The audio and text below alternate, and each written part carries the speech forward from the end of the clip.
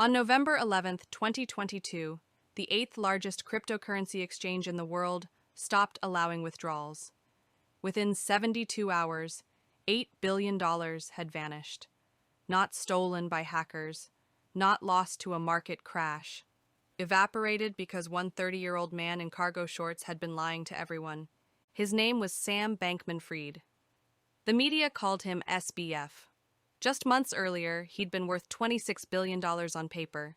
He appeared on magazine covers. He testified before Congress. Celebrities promoted his company.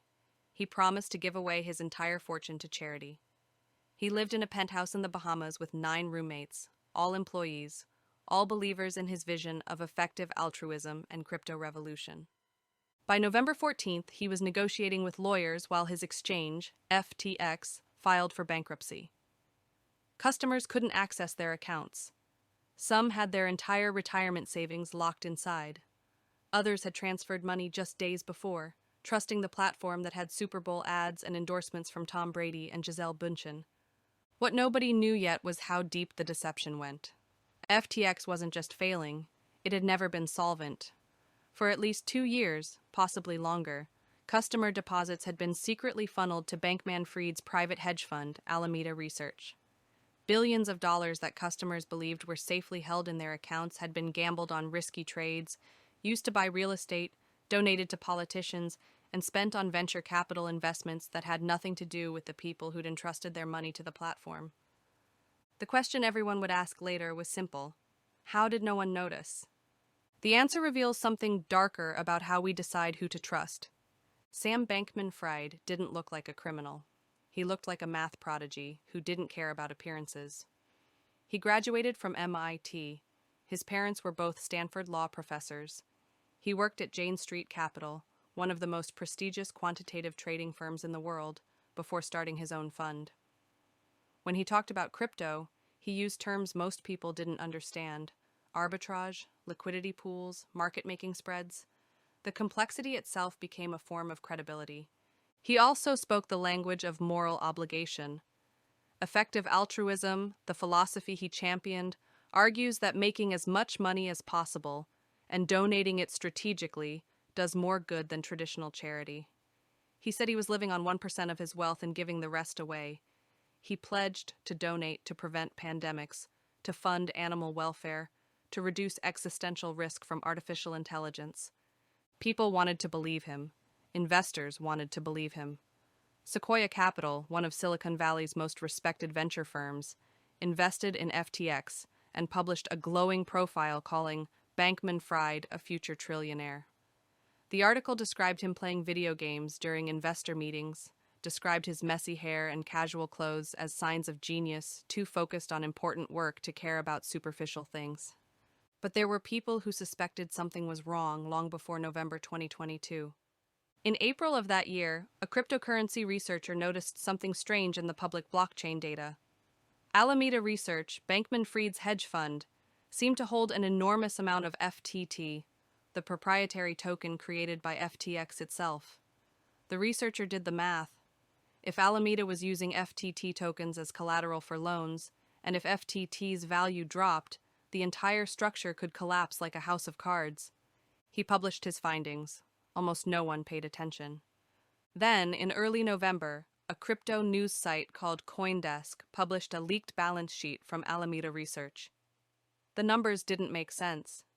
Alameda's assets were supposedly worth $14 billion, but most of that value came from FTT tokens, tokens that only had value because people believed FTX was legitimate. It was circular. The hedge fund's solvency depended on the exchange's reputation, and the exchange's reputation depended on nobody asking too many questions about the hedge fund. Changpeng Zhao, the CEO of Binance, FTX's largest competitor, read the CoinDesk article. Binance had previously invested in FTX and still held a large amount of FTT tokens. Zhao announced on Twitter that Binance would sell its entire FTT position, citing vague concerns about recent revelations. What happened next was a classic bank run, except it happened in 4 days instead of 4 weeks. Customers started withdrawing funds from FTX, first hundreds of millions of dollars, then billions. Bankman-Fried tried to reassure everyone. He tweeted that FTX was fine, that assets were fine, that there was no liquidity crisis. He said withdrawals would be processed as normal, but they weren't. By November 8th, FTX had stopped processing withdrawals entirely. Customers watched their balances frozen on the screen.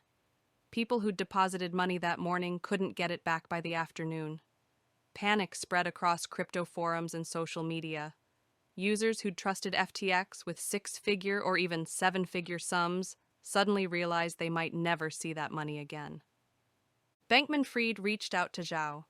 Could Binance acquire FTX and save it? Zhao agreed to examine FTX's financials. His team spent less than 24 hours reviewing the books before pulling out. The hole was too big. Estimates suggested $8 billion was missing. That's when the real story started to emerge, and the truth was worse than anyone imagined. On November 10th, Sam Bankman-Fried held a call with his employees. His voice was shaking. He told them he'd made a terrible mistake. He said he was sorry. He said he'd let everyone down. What he didn't say clearly was what the mistake actually was. The mistake wasn't a bad trade. It wasn't a hack. It wasn't a market downturn. The mistake was that he'd been using customer money as if it were his own for at least 2 years, possibly since FTX launched in 2019. Here's how it worked. When customers deposited money into FTX, they believed those funds were held separately, like a bank account. If you deposited $10,000, you assumed that $10,000 was sitting in your account, available for withdrawal or trading whenever you wanted. This is how legitimate exchanges operate. Your money is yours. But FTX had a special exemption written into its code.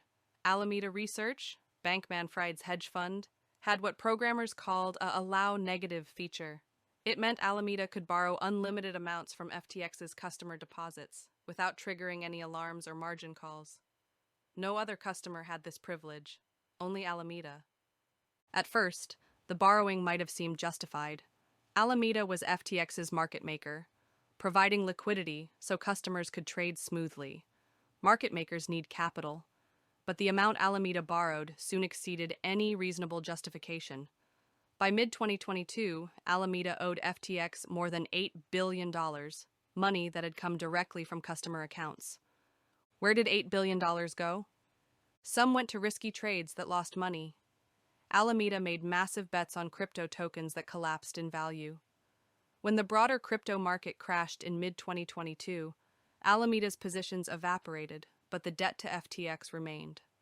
Some went to venture capital investments. Bankman-Fried invested hundreds of millions into startups, bought stakes in other companies, and funneled money into projects that had nothing to do with FTX's core business. He bought a $35 million penthouse in the Bahamas. He spent tens of millions on luxury real estate across Nassau. Some went to political donations. Bankman-Fried became one of the largest political donors in the United States.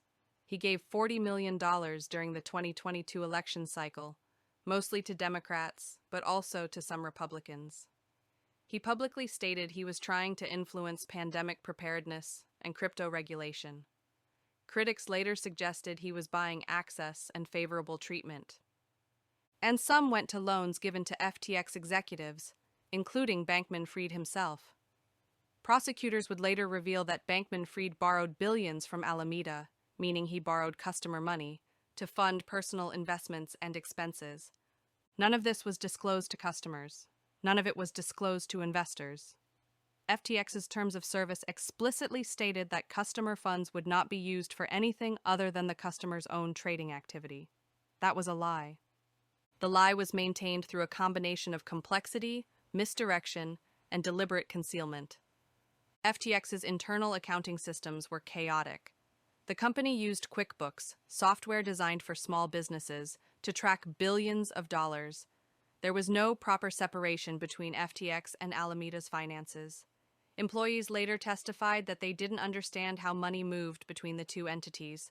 Some assumed everything was legal. Others suspected problems, but were told not to worry, that Sam had it under control. Caroline Ellison, the CEO of Alameda Research and Bankman-Fried's on-and-off girlfriend, knew the truth. She'd seen the balance sheets. She knew Alameda owed billions it couldn't repay. In private messages later obtained by prosecutors, She admitted feeling terrified about the situation, saying she'd been telling herself the problem would somehow resolve itself even as it grew worse. Gary Wang and Nishad Singh, two of Bankman-Fried's closest friends and FTX's top engineers, also knew. They'd written the code that allowed Alameda's special exemption. They'd seen the numbers. They stayed silent. Why didn't they speak up? Why didn't they quit or report what they knew to regulators? The trial would later reveal part of the answer. Bankman-Fried was charismatic, persuasive, and controlling. He framed every decision as necessary for the greater good. He told employees that FTX was going to make so much money they could donate billions to charity. He said regulators didn't understand crypto, that traditional rules didn't apply, that they were building the future and couldn't let outdated thinking slow them down. He also cultivated a culture of loyalty and isolation. Most of FTX's top employees lived together in the Bahamas penthouse. They worked together, socialized together, believed in the same philosophy of effective altruism. Questioning Bankman-Fried meant questioning the entire worldview they'd built their lives around. But by November 2022, the illusion couldn't be sustained anymore. When customers tried to withdraw their money and couldn't, the truth became unavoidable. There was no liquidity crisis. There was no temporary problem with payment processors. The money was gone. On November 11th, Bankman-Fried resigned as CEO of FTX. The company filed for bankruptcy. John Ray III, a lawyer famous for overseeing the liquidation of Enron, took over. Ray had seen corporate fraud before. He'd worked on some of the most notorious cases in American history, but even he was shocked by what he found at FTX. In a court filing, Ray wrote that in his entire career, he had never seen such a complete failure of corporate controls and such a complete absence of trustworthy financial information. FTX had no accounting department. Expenses were approved through emoji reactions and Slack messages. Employees submitted receipts by chatting with an auto-delete setting turned on, meaning there was no permanent record of how money was spent. Bankman-Fried had created a system designed to avoid scrutiny, and for a while it worked. But now, the world was watching. Investors wanted answers, customers wanted their money back, and prosecutors were starting to ask questions. The collapse of FTX didn't just destroy a company, it destroyed lives. Within days of the bankruptcy filing, stories began emerging from people who'd lost everything. A man in his 50s had invested his entire retirement savings in FTX, believing it was safer than keeping money in a bank because Bankman-Fried had repeatedly said customer funds were secure. A couple had saved for years to buy a house and deposited the down payment into FTX a week before withdrawals froze, thinking they'd earn a small return while waiting to close on the property. Those funds were gone. Some victims were experienced investors who understood the risks of crypto but believed FTX was different because of its reputation and endorsements. Others were new to investing, attracted by Super Bowl ads and celebrity promotions. Tom Brady and Gisele Bündchen had appeared in commercials encouraging people to join FTX. Kevin O'Leary from Shark Tank had called Bankman-Fried a genius and promoted the platform. These endorsements mattered, they created trust, and that trust was betrayed. Class action lawsuits were filed almost immediately. Investors sued Bankman-Fried, the celebrities who'd promoted FTX, the venture capital firms that had funded it, and anyone else who might be held accountable. The legal arguments were complicated, but the emotional core was simple. People had been lied to, and they wanted justice. Meanwhile, regulators in multiple countries launched investigations. The U.S. Securities and Exchange Commission, the Commodity Futures Trading Commission, and the Department of Justice all opened cases. Bahamian authorities froze FTX's assets and began their own inquiry. Bankman-Fried initially stayed in the Bahamas. He gave interviews. He appeared on podcasts. He tweeted constantly, offering apologies and vague explanations. His strategy seemed to be to control the narrative, to frame the collapse as a tragic mistake rather than deliberate fraud. In one interview, he said he'd made errors in judgment, but had never intended to harm anyone. He claimed he'd been overwhelmed, that the complexity of managing both FTX and Alameda had become unmanageable, that he'd relied too heavily on other people without verifying their work. He didn't mention the $8 billion in missing customer funds. He didn't explain the special code that let Alameda borrow without limits. He didn't address the luxury real estate purchases or the political donations made with customer money. People noticed the omissions. On December 12, 2022, Bahamian authorities arrested Bankman-Fried at the request of the U.S. government. He was charged with wire fraud, securities fraud, money laundering, and campaign finance violations. The indictment described a scheme to defraud customers and investors through lies and omissions that went back to FTX's founding. Bankman-Fried was extradited to the United States. He was released on a $250 million bond, secured by his parents' home in California. He was confined to his parents' house, monitored by an ankle bracelet, and prohibited from accessing FTX's systems. But even under house arrest, he continued trying to shape public opinion. He contacted journalists, he drafted statements, he attempted to influence potential witnesses. That became a problem. In January 2023, prosecutors revealed that Bankman-Fried had contacted a potential witness, the general counsel of FTX US, and suggested they align their stories. The message could be interpreted as witness tampering. Prosecutors asked the judge to revoke Bankman-Fried's bail. The judge declined, at first. But then Bankman-Fried gave documents to a New York Times reporter that painted Caroline Ellison, Alameda's CEO, in a negative light. The documents were private writings from Ellison's personal diary, and sharing them appeared designed to intimidate her before she could testify. That was enough. In August 2023, Bankman-Fried's bail was revoked. He was sent to the Metropolitan Detention Center in Brooklyn to await trial. Meanwhile, the people closest to him were making decisions. Caroline Ellison pleaded guilty. Gary Wang pleaded guilty. Nishad Singh pleaded guilty. All three agreed to cooperate with prosecutors in exchange for reduced sentences. They admitted to fraud. They admitted to knowing that customer money was being misused. They admitted that Bankman-Fried had directed them to conceal the truth. Their decision to cooperate meant they would testify against him at trial. The trial began in October 2023. The prosecution's case was methodical and devastating. They presented internal messages showing Bankman-Fried knew exactly what was happening. They showed spreadsheets Caroline Ellison had prepared that documented how much Alameda owed to FTX.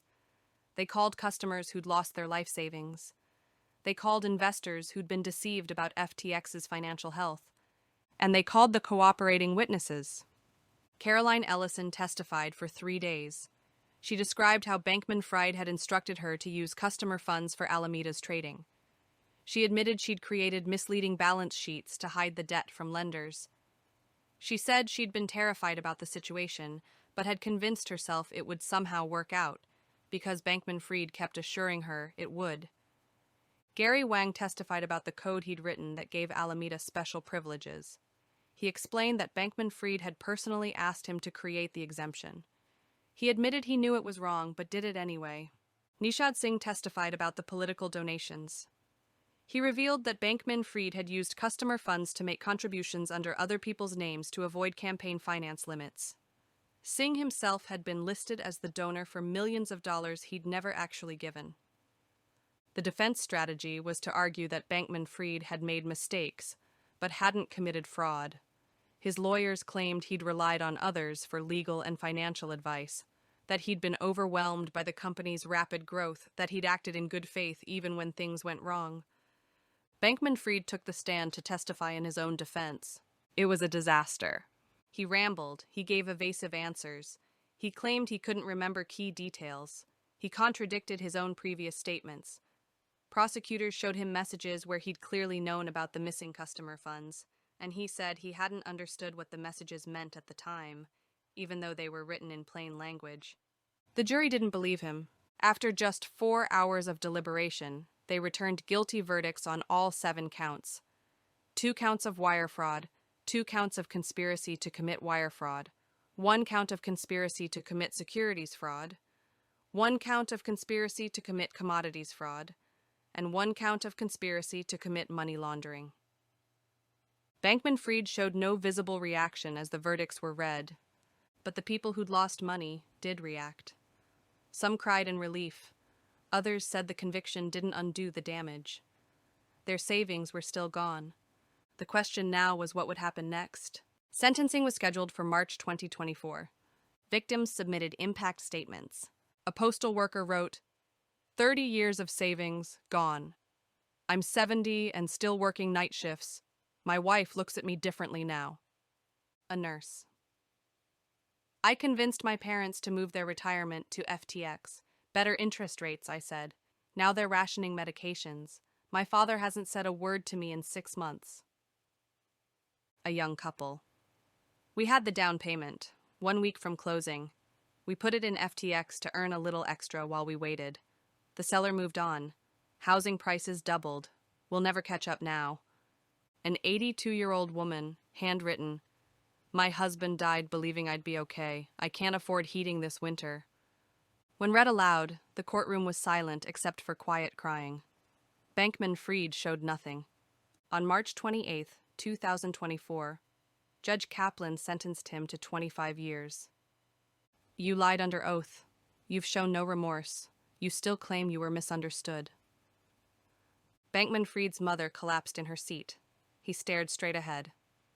The bankruptcy estate recovered $7 billion. Customers would be repaid at November 2022 prices. If you held Bitcoin worth $16,000 then, now worth $50,000, you got $16,000.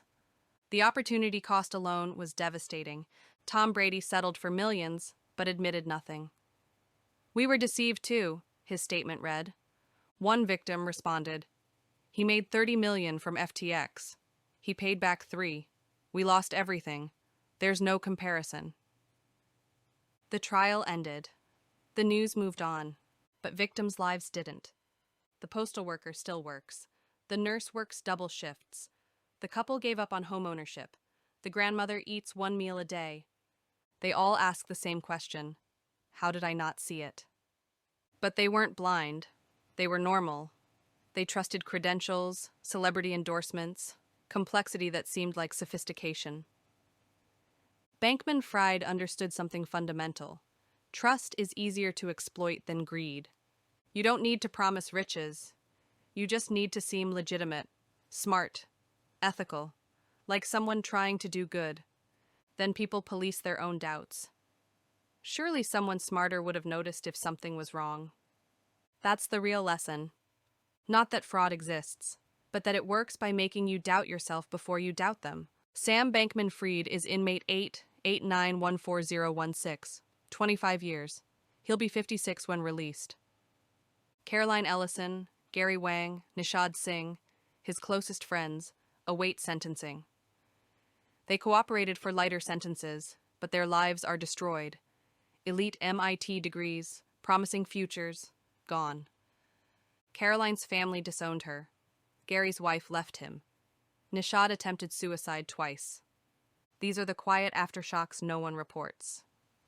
Tom Brady settled his lawsuit for $3 million. He'd made $30 million from FTX. Politicians who took donations split. Some returned the money, others kept it, claiming ignorance. The system hasn't changed. New crypto projects launch weekly with the same promise. We're different. We learned from FTX. Some people still believe. Others learned harder lessons.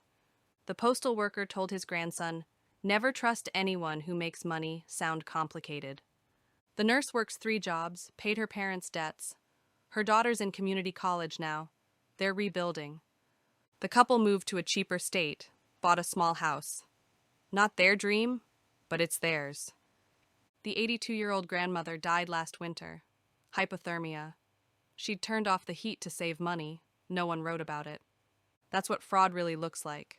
Not courtrooms or headlines, quiet deaths, broken families, dreams that never recover. Bankman-Fried believed he was special, that rules didn't apply because he was doing good. He was wrong. But he understood one truth. People want to believe. They trust credentials, complexity, fame, Stanford graduate, billionaire, magazine covers, congressional testimony. Why wouldn't they trust him? That's what haunts victims, not, how did he do it? But, how was I supposed to know? The brutal answer, you weren't. The system hides fraud behind complexity. By the time truth emerges, it's too late. FTX taught one lesson. When someone makes you feel stupid for asking simple questions, walk away. If "Where is my money?" gets a 20-minute explanation about liquidity pools and arbitrage, that's not sophistication. That's a con. There will be another Sam Bankman-Fried. Different name, different industry, same tactics. People will believe again. Because we trust, we hope. We believe this time is different, until it isn't. The FTX story is over. The lesson never ends.